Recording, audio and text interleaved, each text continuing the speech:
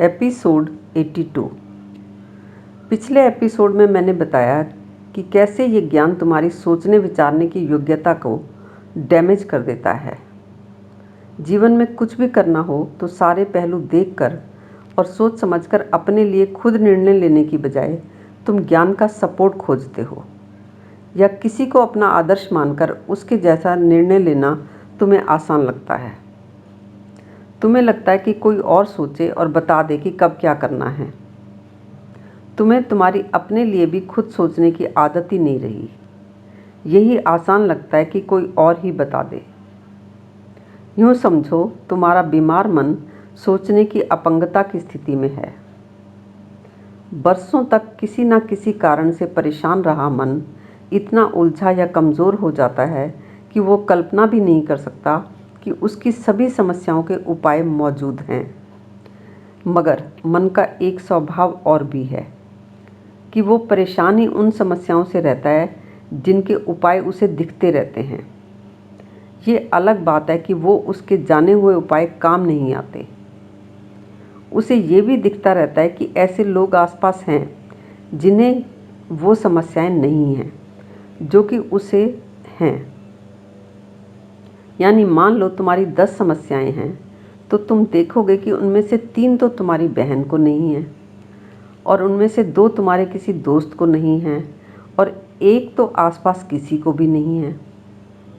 ऐसी कोई समस्या नहीं है तुम्हारे दिमाग में जिसके संदर्भ में तुम्हें अपने आसपास कोई ना कोई उस समस्या से मुक्त ना दिखता हो। मगर तुमसे कह दिया जाए कि तुम्हारे मन की सारी समस्याएं हल हो सकती हैं तो तुम ये कल्पना करने का साहस भी नहीं कर पाओगे कि तुम्हारी समस्याओं के उपाय हैं।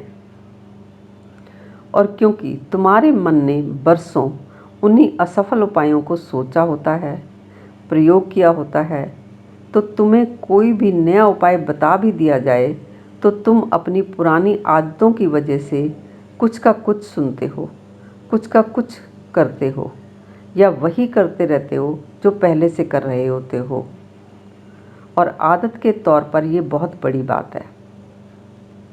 सुना होगा तुमने भी कि फ्रांस जब आज़ाद हुआ था तो फ्रांस के बास्तील जेल से 30-35 साल से बंद कैदियों को छोड़ दिया गया था।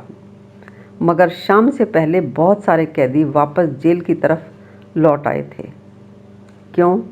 क्योंकि मन का स्वभाव ऐसा भी है कि मन अपनी उन्हीं पुरानी आदतों की तरफ वापस मुड़ जाना चाहता है। क्योंकि चाहे तकलीफ़ ही थी पर जानी पहचानी तो थी। मन को पुरानी आदत में जीने की आदत हो जाती है। नए का भय, नए के प्रति आशंका, नए के प्रति संदेह बहुत ही स्वाभाविक है। चाहे वो नया बेहतर ही क्यों ना हो, चाहे वो मन का नया आराम ही क्यों ना हो। लेकिन जिस आदत की ताकत हमें पुरानी आदतों की तरफ मोड़ देती है, वही आदत की ताकत हमें बचा भी लेती है।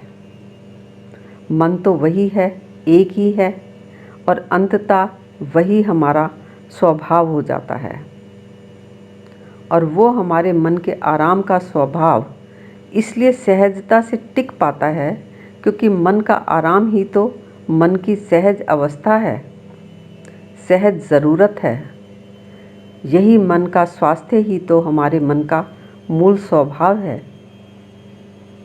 खैर, बात हो रही थी कि सही गलत का कोई आधार नहीं है, पर अभी आपको लगता है कि दूसरा गलत कर रहा है तो आप भले ही शब्दों में ना कहें, आपका भाव यही होता है कि मैं सही हूँ, और तुम्हारा ये भाव प्रकट ना हो ये करीब करीब असंभव ही समझो।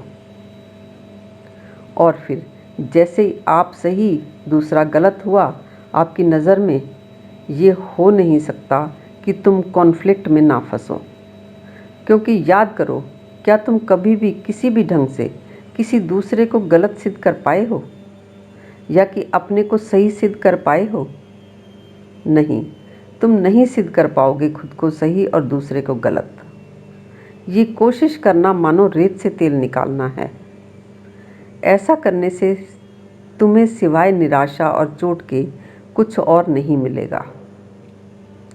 हो सकता है तुम्हें लगे कि जब गलत सही कुछ है ही नहीं तो इसका मतलब कोई किसी की चोरी कर ले, कोई किसी की हत्या कर दे, कोई पैसे लेके काम ना करे या पैसे लेके लौटाए ना, या कोई ड्रग्स लेने लग जाए, तो क्या उनको भी गलत नहीं कहेंगे आप लोग? देखिए, ये मामले या इस तरह की बातें जीवन की समस्याएं नहीं बनती। ये सीधी सीधी साफ बातें हैं। जैसे हम अगर सड़क पर जा रहे हैं तो हमें दिखता है कि अपनी लेन में सीधे ड्राइव करना है, इंडिकेटर देना है, रेड लाइट पर रुकना है। ये बातें हमें स्पष्टता से पता होती हैं। इनमें हमें कोई अस्पष्टता या उलझन नहीं है। पर सवाल ये है कि जब तुम रिश्तों की समस्याओं में एक दूसरे को गलत सिद्ध करना चाहते हो, और उसमें भी जब कोई गलती कर रहा है, वो चाहे चोरी की हो, ड्रग्स की हो या गलत ड्राइव करने की हो, तुम अपनी चॉइस से सिद्ध नहीं कर सकते।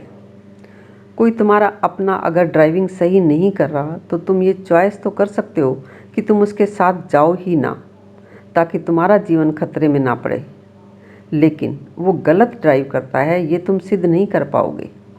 हाँ, दूसरा चाहे यानी वो तुमसे पूछता है और तुमसे जानना समझना चाहता है तो तुम कहो और वो मान ले, वो एक अलग बात है। बाकी अगले एपिसोड में।